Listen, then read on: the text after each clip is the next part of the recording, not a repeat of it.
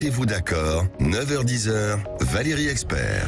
Bonjour à toutes et à tous, une nouvelle semaine qui commence aujourd'hui, bientôt Noël, et on va jouer sur Sud Radio toute la semaine, vous l'avez entendu certainement déjà ce matin dans le Grand Matin Sud Radio, nous vous offrons des cadeaux sur Sud Radio, vous pouvez jouer avec nous 0826 300 300 et vous pouvez gagner en nous appelant une Ice Watch, c'est une magnifique montre Solar Power, c'est-à-dire qu'elle se recharge toute seule grâce à l'énergie solaire. Ça vaut plus d'une centaine d'euros, donc très très beau cadeau que vous offre Sud Radio.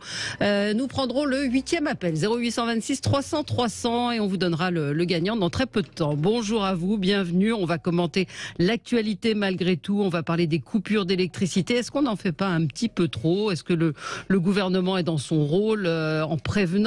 On va parler du port du masque dans les transports et puis la régularisation des travailleurs étrangers et puis bien d'autres sujets.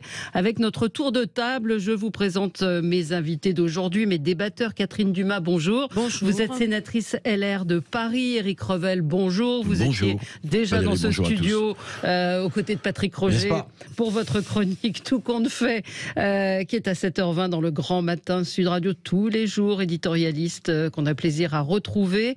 Jean-Luc Benamias, bonjour Jean-Luc, membre de la Ligue des droits de l'homme, ancien membre du Conseil économique, social et environnemental. Et nous attendons Lamia El Harraj qui est coincée dans les embouteillages. Elle est adjointe à la mairie de Paris en charge du handicap et porte-parole du Parti socialiste. Avec vous, donc, nous commençons notre tour de table sur ce qui a retenu votre attention aux uns et aux autres. On va commencer par un coup de cœur avec vous, Madame la sénatrice Catherine Dumas.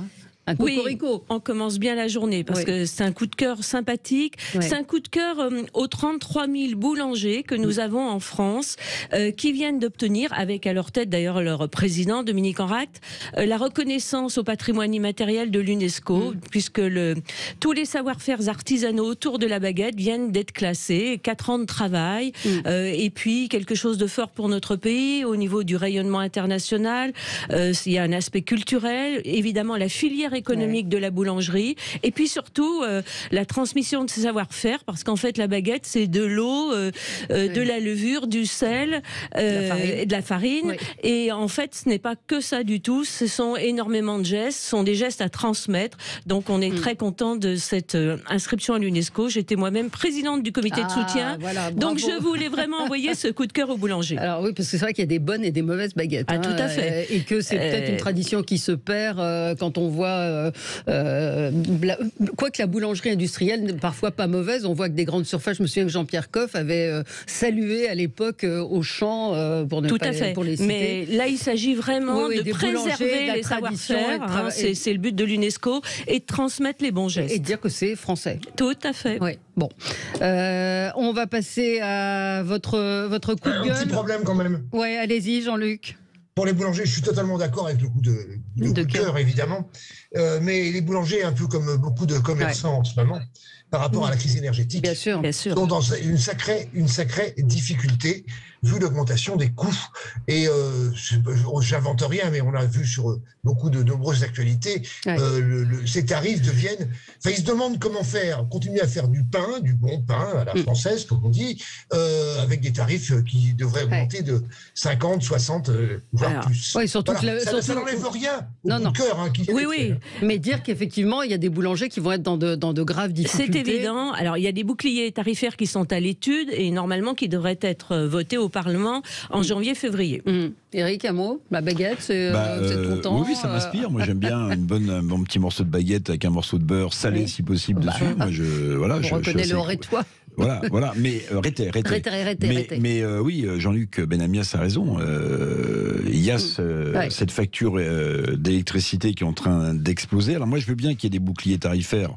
Bon, nonobstant le fait qu'il faudra bien payer tous un jour, mais surtout, c'est à quel moment ils vont être mis en place. Parce que vous avez déjà, en fait, pas mal de faillites, notamment de petits commerçants, pour 2 raisons: facture énergétique et puis télétravail. Parce que quand les gens télétravaillent, ils sont plus en proximité. Vous voyez, ils sont chez eux.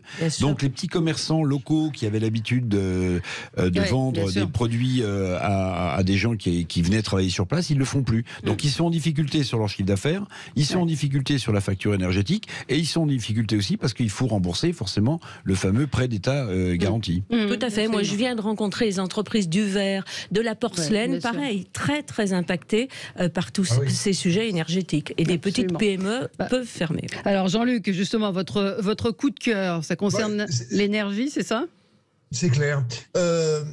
C'est un article du Monde de Luc Brunner, ex-rédacteur en chef du Monde, directeur du Monde même, qui est maintenant grand reporter, qui fait un point sur le retard français sur l'éolien et le solaire. Alors, pourquoi je fais un coup de cœur par rapport à ça ? Parce que c'est un article non polémique. C'est-à-dire qu'il n'est pas en train de chercher c'est la faute à qui et tout cela. Il explique simplement que si on développait convenablement, si les réglementations étaient plus claires, si on suivait les logiques, notamment des rapports du GIEC, on pourrait aller plus vite en France, et que la France a pris un retard considérable par rapport à ça. J'en fais un coup de cœur parce que j'ai pas envie d'être critique par rapport à tout ça aujourd'hui, et que globalement, on a à disposition sur le territoire hexagonal et voire sur nos différentes îles des possibilités énergétiques avec le solaire et l'éolien. Je termine en disant, c'est un peu marqué dans l'article, qu'on n'est pas obligé d'en mettre n'importe où, d'en mettre sur n'importe quel territoire, et qu'il y a des endroits favorables. Je pense évidemment aux zones industrielles, aux zones commerciales, le long des autoroutes et le long des routes nationales. On n'est pas obligé d'aller attaquer des présences environnementales où l'éolien ou le solaire ne seraient pas les bienvenus. Voilà. Mais je faisais vraiment un coup de cœur sur le côté, on peut faire un point par rapport à cela, sur la diversité des ressources énergétiques. Sans être forcément polémique. On va en reparler de toute façon, justement, de ces coupures, puisque c'est à la une de l'actualité en ce moment. En fait, on en parlera tout à l'heure. Lamia Larage vient d'arriver, adjointe à la mairie de Paris en charge du handicap et porte-parole du Parti socialiste. Il y a quelqu'un qui ironisait, un auditeur qui disait « Ah, elle est adjointe à la mairie de Paris, elle a des problèmes de transport. » Alors, ça me permet peut-être de vous donner la parole sur un petit coup de gueule que vous vouliez faire. Tout à fait, mais je rappellerai du coup à l'auditeur que les transports en commun ne sont pas de la prérogative de la ville de Paris, mais de la région Île-de-France. Figurez-vous que j'avais prévu un tout autre coup de gueule ce matin, mais là, vu l'état dans lequel j'arrive... Non, mais vous le referez après, parce que c'est important. Je suis passablement agacée, puisque figurez-vous que j'habite dans le 20e arrondissement de Paris. Donc c'est à l'opposé, c'est à l'opposé. Habituellement, je mets 46 minutes en transport en commun à arriver, et ce matin, j'ai mis 1h15. Depuis que Madame Pécresse, en tant que présidente de Région Île-de-France et présidente d'Île-de-France Mobilité, a fait le choix de sabrer le budget des transports, de considérer que la régularité des transports doit rester à celle d'avant Covid, pendant la période Covid, autant vous dire que c'est pas du tout adapté. J'ai laissé passer plus de 8 rames, je crois, en tout ce matin. Et puis ensuite, pas de RERC, donc impossible de venir jusqu'ici. Deuxième personne que j'interpellerai aujourd'hui, c'est Monsieur Clément Beaune, qui est accessoirement ministre des Transports, qui passe son temps à courir les plateaux télé pour nous expliquer à quel point il a de l'ambition pour Paris pour 2026. Mais avant de penser à 2026, moi j'ai envie de lui dire, commencez par penser à votre prérogative aujourd'hui et votre compétence à agir, à savoir les transports en commun. On est en pleine crise énergétique, on nous explique que la planète brûle, qu'il faut faire des efforts et tout le monde est prêt à les faire. Et pendant ce temps-là, on sabre dans le budget des transports et des transports en commun, c'est inadmissible. Alors on va y revenir, on va marquer une petite pause. Je ne sais pas si on aura notre gagnant au retour de la publicité. À tout de suite sur Sud Radio. Sud Radio, mettez-vous d'accord. 9h-10h, Valérie Expert. Avec vous sur Sud Radio jusqu'à 10h. Alors on a notre gagnant, c'est Alain de Valence. Bonjour Alain. Oui, bonjour à toute l'équipe Sud Radio. Écoutez, ça fait vraiment plaisir de vous avoir au téléphone. Écoutez, on est ravis de votre fidélité et que vous soyez avec nous. Donc vous êtes content d'avoir gagné cette montre Icewatch? Plutôt, je crois bien que c'est la première fois que je gagne quelque chose, donc je suis d'autant plus content. Vous allez la garder ou la donner, l'offrir? Non, je vais la garder pour une fois que je me fais un cadeau. Je vais profiter. Écoutez, on est ravis. Oui, moi aussi, je suis ravi de vous avoir au téléphone. Vous êtes un fidèle auditeur? Fidèle auditeur, pratiquement tous les jours, je vous écoute un petit peu toutes les émissions, toute la journée, selon les heures dans lesquelles je suis en voiture. Écoutez, merci en tout cas Alain, et j'espère que vous êtes arrêté pour nous appeler si vous étiez en voiture. Tout à fait, Non, la personne que j'ai au téléphone m'a bien demandé de m'arrêter, donc je me suis garé tranquillement. Eh ben, écoutez, la montre devrait arriver, cette très belle montre donc qui se recharge à l'énergie solaire, donc pas de panne pour cette Ice Watch. Merci Alain de votre fidélité. On revient nous à nos débats et on va essayer de se mettre d'accord. Un mot sur les transports parce que Lamia Larrache, vous avez fait un réquisitoire en bonne et due forme, mais c'est vrai que la situation est intenable. Eric, vous vouliez peut-être dire un mot sur... il faut quand même un peu rééquilibrer les choses. C'est une vue, évidemment, c'est une vision très politique, Madame Larrache, que vous venez de faire, parce qu'en réalité, et on en parlait, au-delà de la responsabilité de la région Île-de-France, il y a aussi un énorme problème, vous le savez, dans les transports, c'est qu'il y a un taux d'absentéisme et des grandes difficultés à recruter des conducteurs de métro ou des conducteurs de bus. Et c'est cela aussi qui fait qu'il y a moins de rames et que les métros parisiens sont dans un état d'engorgement absolument sidérant.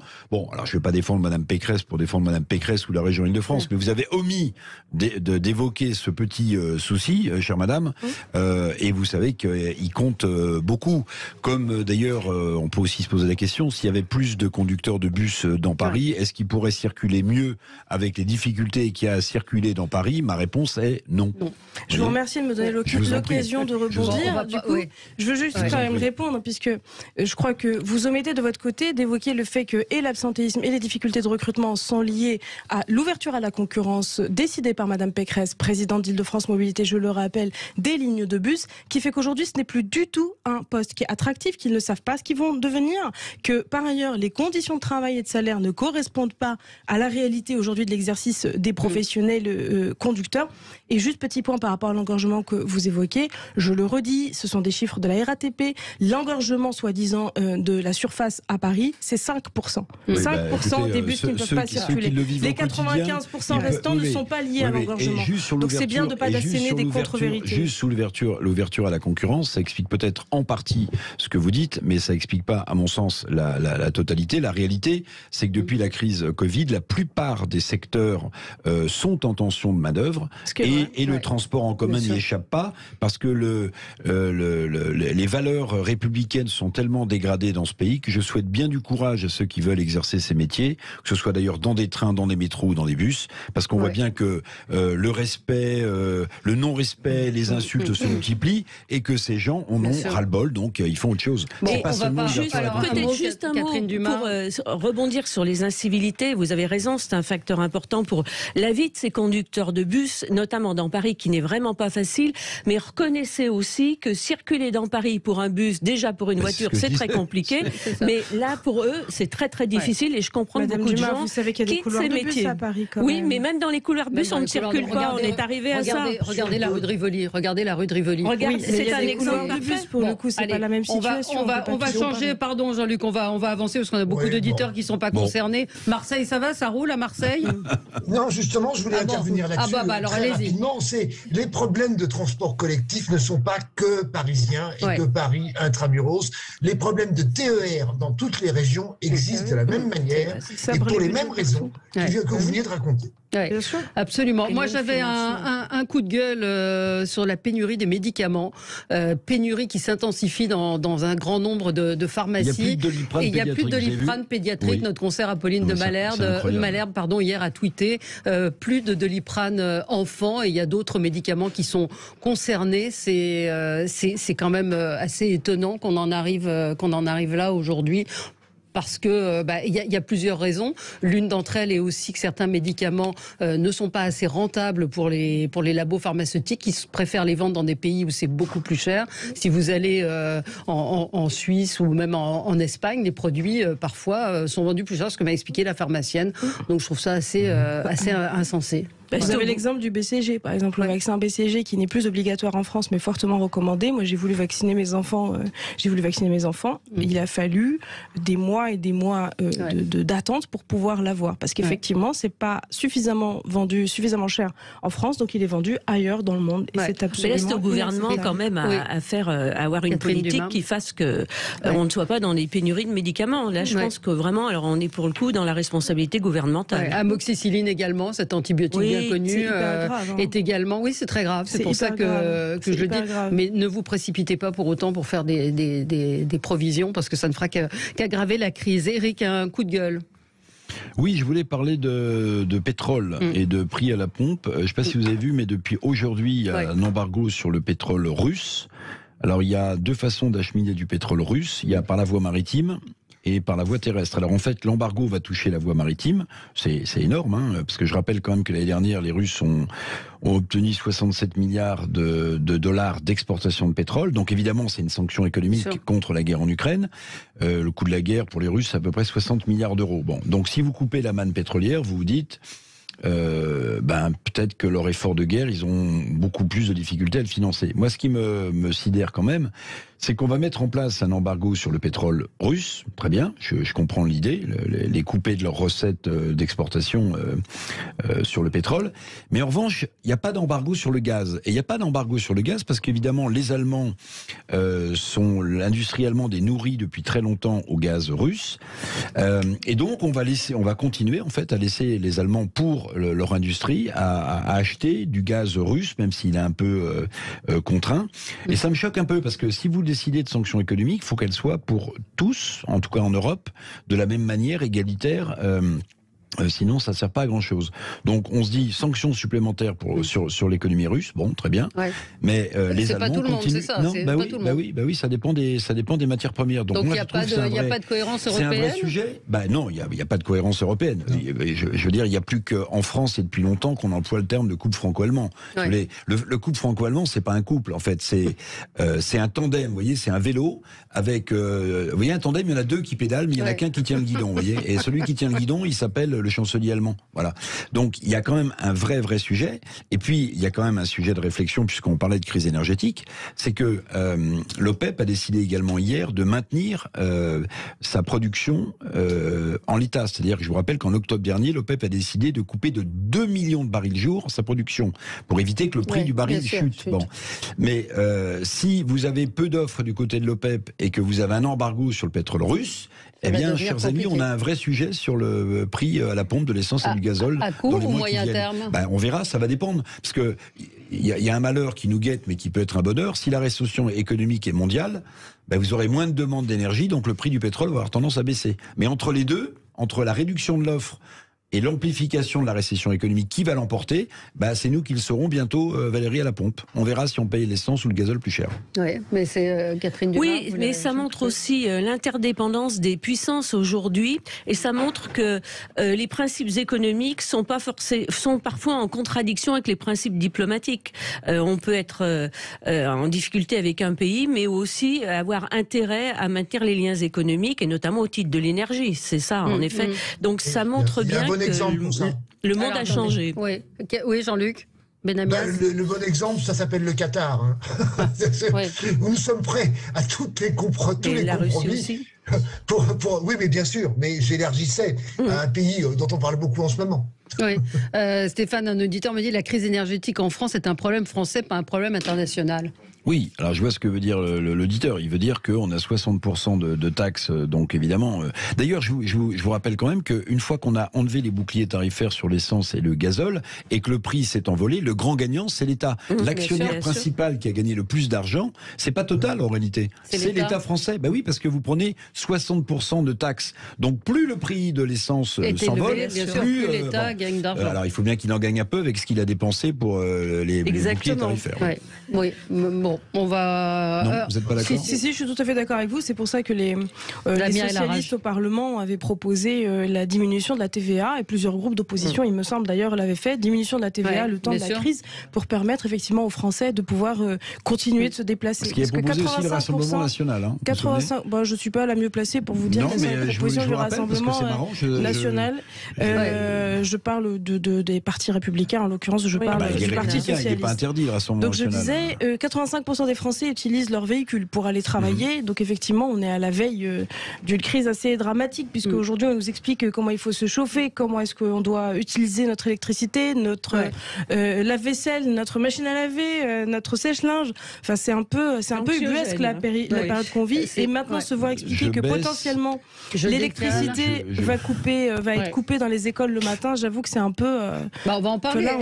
On touche du doigt une situation totalement absurde. Je croyais qu'on était arrivé au summum avec la crise sanitaire, mais apparemment non, on a encore des surprises qui nous attendent de la part du gouvernement. On va en reparler dans un instant, on va faire une toute petite pause et justement évoquer ce sujet. Et est-ce qu'on n'en fait pas un petit peu trop sur le sujet? Alors le gouvernement effectivement est obligé de prévenir, d'anticiper, mais c'est peut-être un petit peu trop quand même. On y revient dans un instant.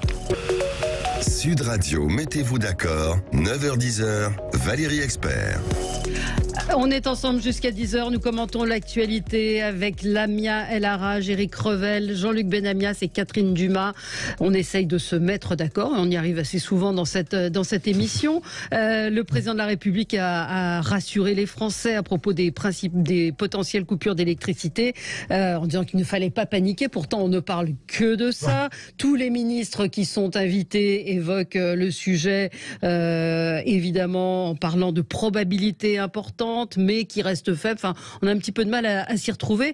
Beaucoup évoquent, et en particulier l'ancien patron de GDF, le Floch-Prigent, hier, qui disait « Je peux vous le dire, le plan du gouvernement face au risque de coupure d'électricité n'en est pas un. » Et que c'est un... Éric, c'est là-dessus, sur ce sujet, que vous vouliez peut-être réagir. C'est-à-dire, déjà sur les coupures, est-ce qu'on en fait trop? Est-ce que le gouvernement a raison? On va parler d'abord de la com, peut-être, d'en parler à ce point-là. Oui, alors, moi je vais vous dire, Emmanuel Macron, le président de la République, notre président de la République, quand il dit pas de panique, moi je suis assez paniqué, peut-être pas par les coupures d'électricité, on va voir, mais par la mise en place d'un plan de crise pour faire face à ces coupures d'électricité. C'est ce qui me panique le plus, parce que franchement, quand on n'est pas capable de gérer des choses beaucoup plus simples en France, quand vous allez devoir gérer l'alimentation des antennes de relais, les portes électriques dont on parlait, les feux rouges qui vont s'éteindre, etc., si vraiment vous avez un plan détaillé qui permet d'éviter le pire, je veux voir. Donc c'est plutôt ça qui me panique. Maintenant, sur les coupures elles-mêmes, bon, je vois ce que ça peut avoir comme impact sur l'école, puisqu'on parle de fermer des écoles. Mais bon, si c'est 2 heures, on a vécu déjà cela par le passé. Donc c'est pas ça qui panique sur tous les gens, c'est à mon avis la désorganisation qu'on sent poindre. Vous voyez bien que parfois on se heurte dans nos mouvements quotidiens à une administration qui paraît débordée, complexe, etc. Donc si vous avez à gérer des pannes d'électricité un peu partout en France, je souhaite du plaisir. Maintenant, j'essaie de me rassurer.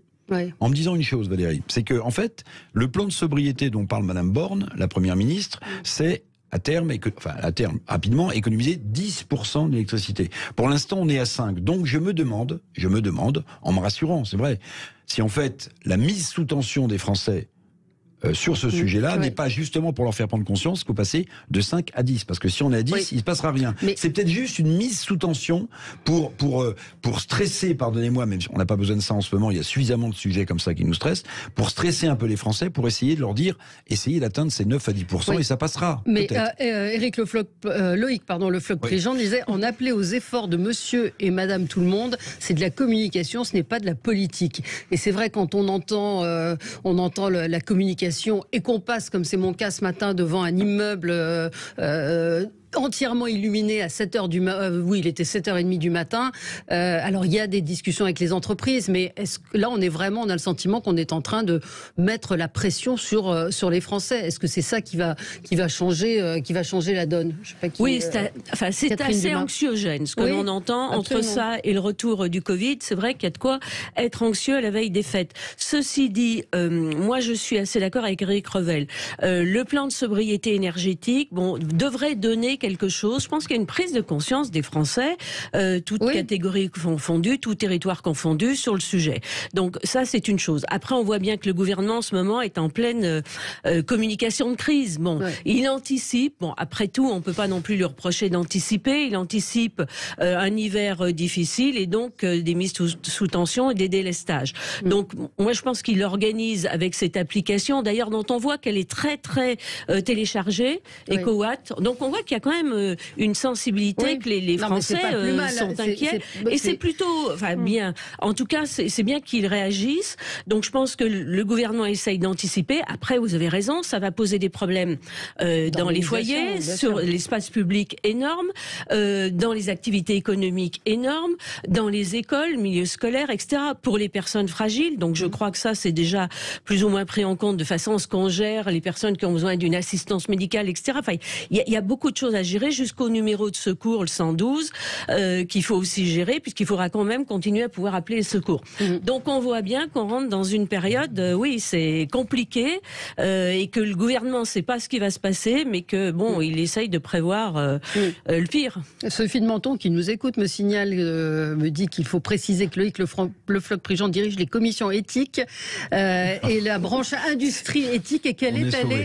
Non, mais elle est allée à l'Élysée la semaine dernière avec Loïc Le Floch-Prigent pour avertir, pour prévenir justement d'un certain nombre de choses, et visiblement, de ce qu'elle m'avait dit, ils n'ont pas forcément qu'il y avait pas la prise de conscience n'était pas tout à fait là. L'a mis à la rage. Je pense qu'il y a plusieurs choses en fait. Je sais pas si on en fait trop, parce qu'on se dit effectivement, si la question c'est celle de notre capacité à passer l'hiver et la question de notre indépendance énergétique, sans doute que chacun doit faire des efforts. Et au moment où par ailleurs on est en train d'essayer d'alerter tout le monde sur la nécessaire transition écologique, c'est une bonne chose. Par contre, il y a deux problèmes pour moi. Le premier, c'est l'incohérence dans les propos, c'est-à-dire que vous l'avez très justement évoqué. On nous demande à nous de baisser notre chauffage et d'éteindre notre sèche-linge en journée, mais par contre, à côté de ça, vous avez des enseignes lumineuses, vous avez des enseignes commerciales qui sont allumées toute la nuit, avec des fois des quantités de lumière absolument astronomiques, avec une pollution lumineuse absolument incroyable, et nous, on nous demande d'éteindre notre ampoule de palier, quoi. Enfin, c'est quand même assez incroyable. Et le deuxième sujet qui, moi, m'interpelle un peu, mais comme à chaque fois avec ce gouvernement, on a le sentiment d'une forme d'impréparation et d'amateurisme absolument incroyable. Et j'en reviens à ce qu'avait dit Emmanuel Macron, soyez fiers d'être des amateurs. Pardon, non, quand on dirige la 5e puissance mondiale, on peut pas être des amateurs. Et là, moi, personnellement, ça m'angoisse, effectivement, parce que je me dis, mais enfin, qu'est-ce qui va se passer? Donc, bien sûr que les Français, ils téléchargent l'application, parce qu'ils n'ont pas envie de se retrouver dans une situation où ils n'ont pas d'électricité chez eux, où il n'y a pas de chauffage dans l'école de leurs gamins. C'est la peur de la facture aussi qui fait que les Français... mais bien sûr, parce que quand j'entends le gouvernement dire, mettez le chauffage à 19 degrés, moi, je suis élue du 20e arrondissement, quartier populaire du nord-est de Paris, les gens, ils se disent pas, je vais mettre le chauffage à 19 degrés, mais est-ce que je vais allumer le chauffage? Et c'est pas de la démagogie de dire ça, je vous assure, c'est une réalité. C'est vraiment... je pense que les gens sont en colère, et je crois, on parlait tout à l'heure de la question des incivilités, des tensions sociales. Bah écoutez, regardez ce qu'on vit depuis 2 ans, et cette forme d'amateurisme avec lequel on est dirigé, évidemment que les gens ils sont angoissés et que ça génère des tensions. Jean-Luc Benamias. Il y a déjà un problème, c'est la contradiction qu'il y a entre les déclarations d'Emmanuel Macron, qui est souvent à l'étranger, et les déclarations des différents ministres. Oui, c'est ce que je veux dire en introduction. Tout va bien, et puis on a des ministres qui font le tour des plateaux pour dire, oh là là, attention, le pire peut arriver. Deuxième chose, le plan tel qu'il a été défini par les préfets. Il est temps, dans notre pays, de faire confiance aux collectivités locales, territoriales, aux régions, aux départements, aux métropoles, pour savoir ce qui est en capacité d'être fait ou de ne pas être fait. Et à ce niveau-là, quand on regarde ce plan, je pense à tous ces responsables territoriaux, quelle que soit l'organisation politique ou qui dirige ces régions. Enfin, on est plus près. Quand on est plus près du terrain, on est quand même capable de mieux répondre. Quand on regarde les questions posées, alors il y a les questions posées dans les transports, comment on fait quand le transport s'arrête et qu'on est en plein tunnel, c'est pas valable que pour Paris, c'est valable dans plein de villes. Comment on fait quand on est sur une piste de ski et qu'on est sur un télésiège et que le télésiège s'arrête? Vous voyez, je prends des exemples de montagne. Comment on fait dans une école? Vous tournez un film qui s'appelle Les Bons Par exemple, comment on fait quand on travaille en télétravail et que l'ensemble du système Internet s'arrête d'une minute à l'autre. Enfin, toutes ces questions-là sont posées et je trouve que la réponse qui est donnée n'est pas du tout à la hauteur. On ne peut pas nier qu'il y a un problème énergétique. J'en ai parlé dès le démarrage de cette émission. Il y a un problème, mais la façon d'y répondre est absolument incompréhensible par le commun des mortels parce qu'on ne diversifie pas et on ne demande pas l'avis, et je me répète, aux collectivités locales. Oui. Une auditrice me dit l'électricité ne se stocke pas. Non, c'est vrai. Non, l'électricité donc à quoi ça sert de faire des économies d'électricité? Parce que vous en apporterez moins. En fait, oui, mais si ça ne se stocke pas. Non, mais vous ne stockez pas. Non, vous produisez de l'énergie et vous la dispatchez, ou vous la vendez, ou vous la consommez. Par exemple, il y a un problème en Italie parce que ce qu'on appelle une île électrique, c'est-à-dire qu'il y a très peu de réseaux, donc l'Italie a plus a priori de difficultés à produire, à avoir du courant facilement que d'autres pays qui sont connectés. Mais c'est vrai que l'électricité ne se stocke pas. Quand vous la produisez, vous la consommez ou vous la vendez. Et si vous la vendez et que vous n'en avez pas besoin, ça va. Et puis il y a d'autres pays qui peuvent vous envoyer, vous vendre de l'électricité quand vous en avez besoin. Le problème, c'est que tout le monde en a besoin en même temps et que la facture explose de partout pour les raisons qu'on connaît. C'est ça la situation actuelle. Allez, je peux changer de sujet, parler du retour du Covid. Là aussi, vous disiez, Catherine Dumas, sujet anxiogène. Ça va permettre peut-être à l'ami à l'arrache de faire le coup de gueule qui était prévu, qui est en lien avec le Covid. Oui, écoutez, le Covid n'a pas disparu, contrairement à ce que les uns et les autres voudraient croire, ou au gouvernement qui n'a pas l'air de prendre la mesure de la vague qui est en train d'arriver. Il y a quand même des prises de parole qui des prises de parole, mais j'ai pas entendu de campagne forte visant à se refaire vacciner ou remettre les masques. Bref, c'est pas là-dessus que j'ai envie de polémiquer, c'est plutôt sur ce qui s'est passé à l'Assemblée nationale il y a de ça, je crois que c'était une dizaine de jours, où vous avez sur la niche LFI, vous avez Caroline Fiat qui a déposé et défendu une proposition de loi visant la réintégration des soignants non vaccinés. Et moi, je le dis très tranquillement, au-delà de ma conviction, moi, sur la vaccination obligatoire, quand on est soignant, quand on est professionnel de santé, on répond à une obligation morale, éthique, déontologique de protéger les personnes les plus vulnérables. Et en l'occurrence, il y a obligation vaccinale quand on est soignant. Il y a une obligation morale vis-à-vis de ces patients, notamment les patients les plus fragiles. Et quand on a moins de 0,6% des infirmiers, pour prendre que ces exemples-là, et moins de 0,2% de médecins non vaccinés, en faire un sujet, et quand vous avez l'ordre des médecins, l'Académie de médecine, la Haute Autorité de Santé, le Haut Conseil de Santé publique, bref, tout un ensemble d'institutions scientifiques qui disent qu'il ne faut pas réintégrer les soignants non vaccinés, et que vous faites le choix d'en débattre à l'Assemblée nationale, et que vous avez certains groupes politiques, notamment le groupe LR, et je dois dire que j'étais très surprise, qui votent en faveur de cette proposition de loi, je vous avoue que je comprends pas trop ce qui est en train de se passer, et je trouve ça extrêmement grave, extrêmement délétère comme signal envoyé à toutes les personnes qui ne peuvent pas se faire vacciner, à toutes les personnes qui ont perdu des proches dans le cadre de cette pandémie, et à toutes les personnes qui se battent au quotidien pour faire tenir l'hôpital public. Voilà, c'était mon coup de gueule ce matin. Alors, ça m'a beaucoup agacé la semaine dernière. Jean-Luc Benamias. Bien. Problème complexe, ça c'est sûr. Tout dépend d'ailleurs de quel côté on se place au niveau médical. Les pompiers, quand ils ont été, pour un certain nombre d'entre eux, quelques centaines ou quelques milliers, quand ils ont été exclus parce qu'ils n'étaient pas vaccinés, c'est différent évidemment que par rapport aux soignants. Mais alors, Lamia, excuse-moi, s'attaquer à Caroline Fiat, qui est aide-soignante, qui pendant la première période la plus vive du Covid est allée travailler. Non mais je m'attaque pas à Caroline Fiat, ça n'a rien à voir, Jean-Luc. En l'occurrence, elle a porté une proposition de loi, c'est pas elle personnellement, c'est le choix politique qu'elle fait. Ne me fais pas dire ce que j'ai pas dit, j'en ai rien à faire de Caroline Fiat, c'est pas le sujet. Moi j'en ai pas rien à faire. La cible n'est pas la bonne. On peut s'étonner qu'une soignante, justement, porte une proposition comme celle-là. Elle sait aussi de quoi elle parle. Pas forcément non plus. Apparemment non. Mais pardon, mais non. Le sujet, c'est surtout que le Covid reprend. On nous parle de 9e vague, et qu'il y a vraiment une épidémie qui repart, qu'il y a des contaminations, des hospitalisations, des réanimations. Et là, on nous dit, on va réintégrer les soignants non vaccinés. Mais les soignants, ils sont là pour quoi ? Pour protéger les malades. Et pour protéger les malades, il faut d'abord qu'ils se protègent eux-mêmes. Donc je ne comprends pas où est le sujet. C'est pas possible. Quant au LR à l'Assemblée, nous, au Sénat, on est absolument contre cette réintégration. Le sujet, je termine, Eric, 2 secondes. Le sujet est surtout en Guadeloupe et dans nos îles. Car la situation en Guadeloupe et aux Antilles, mais pas qu'aux Antilles et en Guadeloupe, est une situation catastrophique par rapport à cela. Et si on ne se rend pas compte qu'il y a un problème géopolitique par rapport à ça, il y a un problème réel de la façon dont nous traitons un certain nombre d'îles, notamment la Guadeloupe et la Martinique, on ne comprend pas grand-chose. Mais dans ce cas-là, on fait quoi?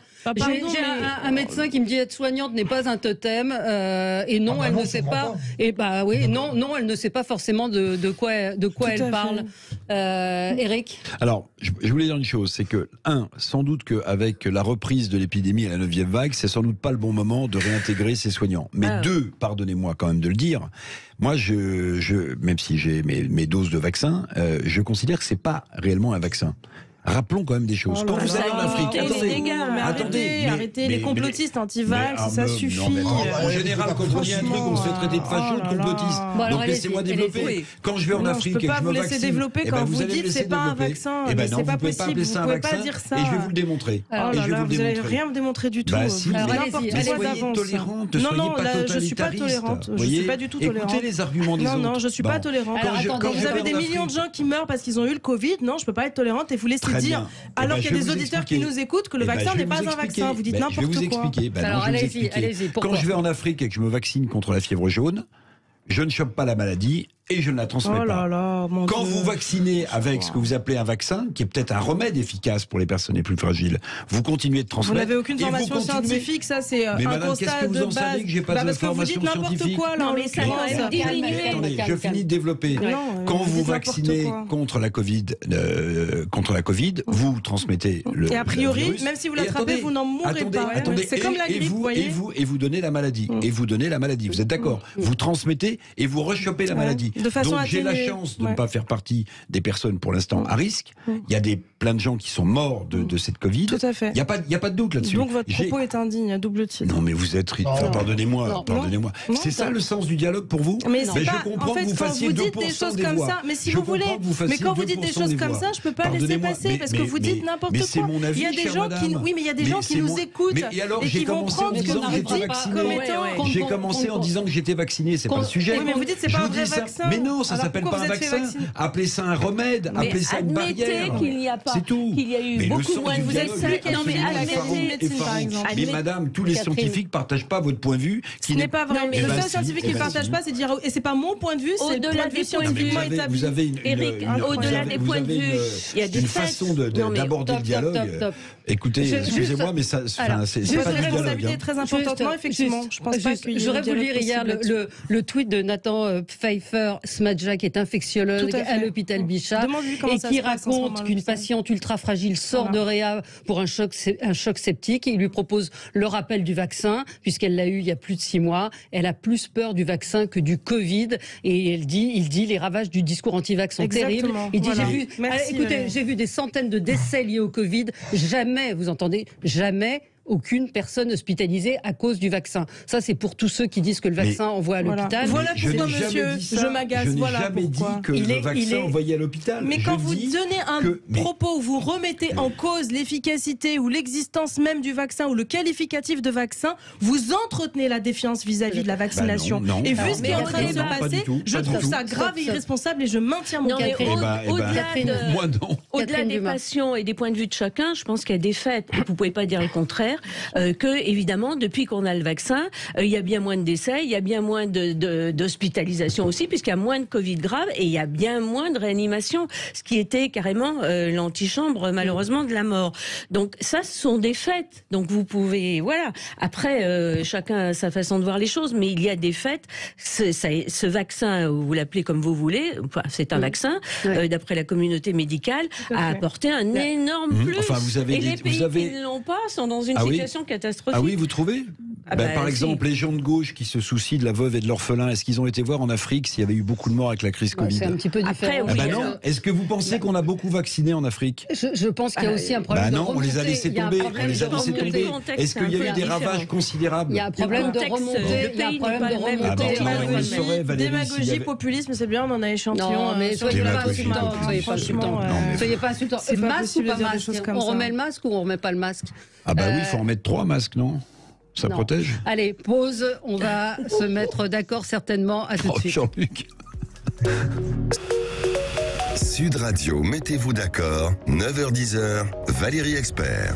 Bon, on ne se sera pas mis d'accord sur ce sujet. Brigitte, une auditrice, vous répond, Eric, quand la moyenne d'âge en Afrique, c'est 19 ans.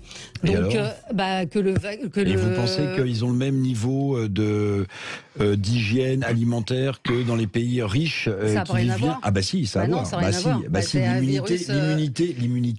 L'immunité ou la façon dont vous êtes malade à cause d'un virus, ça dépend aussi de la façon dont vous nourrissez, etc. Je pense que malheureusement, dans beaucoup de pays africains, ils n'ont pas le même niveau de développement que nous. On ne va pas faire le débat, mais je voulais citer ça. Alors est-ce qu'on doit régulariser les travailleurs étrangers? C'est un des sujets que je voulais que je vous donne juste au passage la définition officielle d'un vaccin, pardonnez-moi. Substance pathogène qui inoculée à un individu lui confère l'immunité contre une maladie. Oui. L'immunité contre une maladie. Elle peut être totale ou partielle, oui. Très bien. Vous veuillez compléter votre définition avant de raconter n'importe quoi. Mais arrêtez de m'agresser. Non, mais vraiment, non, je peux pas vous laisser dire des choses comme ça. Mais d'abord, je dis ce que je veux. Mais d'abord, je dis ce que je veux. D'accord, donc je complète. Vous voulez m'interdire Immunité totale ou partielle. Donc vous avez raison. Vous savez, j'ai déjà eu à faire ça avec des leaders du Parti socialiste. Qui considérait que je n'avais pas à donner mon opinion. Eh bien, je la donne, chère madame. Bon, alors, on ne vous mettra pas d'accord sur ce sujet du tout. La réintégration, la régularisation des travailleurs étrangers, c'est une proposition qui est sur le tapis, comme on dit, en tout cas dans l'actualité. Qu'en pensez-vous? Est-ce que c'est une bonne chose ou pas? Eric, régulariser les travailleurs. Moi, je vais vous dire, j'ai un vrai sujet avec ça, parce que les mêmes patrons de secteur qui vous demandent de régulariser des travailleurs qu'ils ont parfois exploités avec des salaires bas, en fait, ils les ont pris de manière illégale, ils les ont embauchés de manière illégale, ils les ont embauchés sans papier. Alors, oui, mais avec des fiches de paye, c'est tout le paradoxe. Oui, c'est-à-dire que vous avez quand même des patrons qui mordent sur la légalité du droit du travail. Et qui aujourd'hui, parce que ces gens, il n'y a pas de raison, donnent toute satisfaction dans leur job, demandent à ce qu'ils soient régularisés. Mais en amont, qu'est-ce qu'ils ont fait? Ils ont quand même employé des gens qui n'étaient pas dans la légalité de notre droit du travail. Donc ce sont les mêmes qui aujourd'hui vous demandent de les régulariser. Moi, ça me choque. Je vous le dis franchement, ça me choque. C'est-à-dire que ces gens sont venus, ils ont travaillé dans des restaurants, ils ont travaillé sur des chantiers de bâtiments publics. D'ailleurs, je pense qu'il faudra un peu regarder aussi le moment venu comment se passent les chantiers, les Jeux Olympiques à Paris. Vous voyez, s'il y a beaucoup de gens qui travaillent avec ou sans papier, ce serait intéressant. Mais moi, ça me choque quand même, parce que ces patrons... On a déjà la réponse, Eric. Mais donnez-la à ma place, sinon je vais être complotiste. Évidemment qu'il y a des sans-papiers qui travaillent pour les Jeux Olympiques 2024. Évidemment. Dans le bâtiment et les travaux publics, c'est malheureusement totalement indispensable.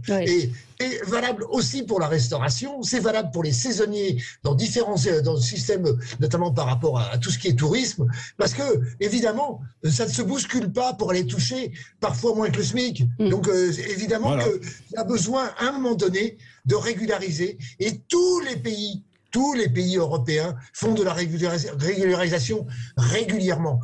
Tout est une question de normes par rapport à cela et de dosage par rapport à la régularisation. Mais c'est obligatoire qu'à un moment donné, on régularise. Oui, alors il y a la circulaire Valls de 2012 qui permet à une personne titulaire d'un contrat de travail qui justifie d'une ancienneté de séjour et de travail en France de demander une régularisation, et avant d'embaucher un salarié, l'employeur doit s'assurer que le salarié étranger qu'il embauche est muni d'un titre l'autorisant à travailler en France. Catherine. Oui, moi je voudrais resituer notre discussion dans le contexte. Il va y avoir un texte législatif proposé par le gouvernement en janvier sur le sujet de l'immigration, asile-immigration. Il y aura un aspect répressif avec tout le problème de l'immigration, notamment qui arrive, on a vu dans l'actualité de la dernière quinzaine. Donc ça, c'est un sujet qu'il faut traiter. Et il y a d'autre part ceux qui sont déjà en France, sans permis de travail, et qui sont dans les secteurs, comme ça vient d'être dit, de la restauration, du tourisme, aussi agricole. Énormément, bâtiments énormément, où les Français ou peu de Français sont, en tout cas, pas l'essentiel. Donc ceux qui sont dans ces secteurs, qui travaillent, qui sont intégrés dans notre pays, moi je vois pas comment, à partir du moment où ça fonctionne avec les employeurs, on ne peut pas leur accorder, parce que c'est ça l'idée du texte de loi, c'est leur accorder un permis de séjour lié à ce travail, qui sera d'ailleurs renouvelable. Donc c'est quelque chose qui n'est pas indéfini, et je ne vois pas pas comment on ne peut pas faire en sorte d'essayer de faire en sorte que ces gens-là qui bossent dans notre pays, qui posent pas de problème, il faut mettre à part ceux qui posent des problèmes, ceux qui n'en posent pas et qui travaillent.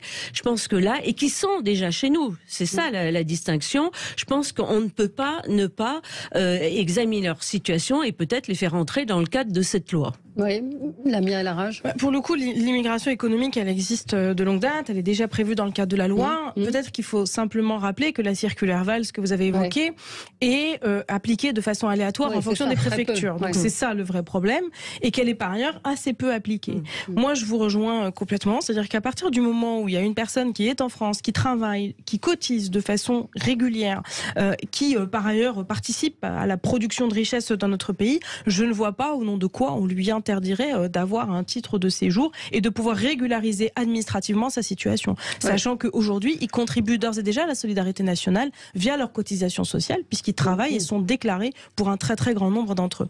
Et pour ceux qui ne sont pas déclarés, c'est aussi une façon de les protéger, parce que malheureusement, il existe aussi de façon très minime, mais il existe aussi des filières qui exploitent la misère de ces gens-là, et ça, c'est pas non plus acceptable dans un pays comme la France. Mais les fédérations de restaurateurs le demandent. Moi, j'en ai reçu un appel qui est emblématique, puisque maintenant il dirige un syndicat de restaurateurs. Mais moi, j'en ai reçu énormément. C'est ce qu'ils viennent nous dire aux législateurs. Et Jean-Luc, vous y êtes favorable aussi ?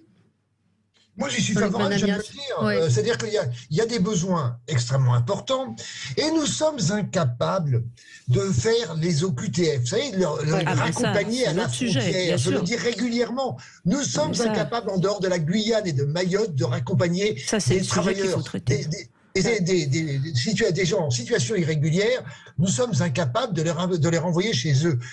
C'est le taux de renvoi est égal à peu près à 2 ou 3%, c'est-à-dire c'est absolument infime. La question, je le dis régulièrement aussi, est une question qui n'est pas simple, parce que effectivement, des migrants qui devront aller, mais pas uniquement en France, et que nous retrouverons dans les années qui viennent sur différents territoires plus riches que d'autres, c'est une question centrale, notamment due, et pas uniquement au changement climatique. Oui, moi je voudrais juste ajouter un propos, parce que très souvent j'entends oui, ça va faire un appel d'air.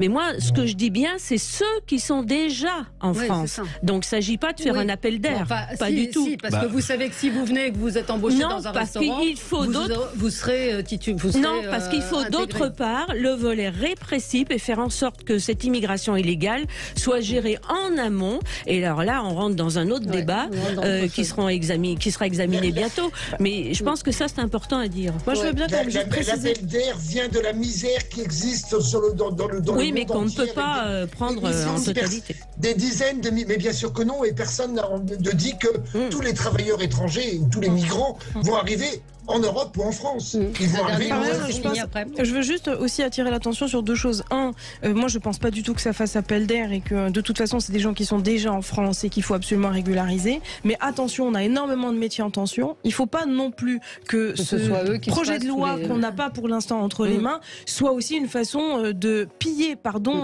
intellectuellement d'autres pays qui verraient ainsi ce qu'on appelle la fuite des cerveaux s'opérer à la direction de la France. C'est fini pour aujourd'hui. Allez, je vous souhaite à tous une bonne journée. Nous, on se retrouve dans un instant avec Plantu, le dessinateur Plantu qui sera avec nous dans un instant. À tout de suite.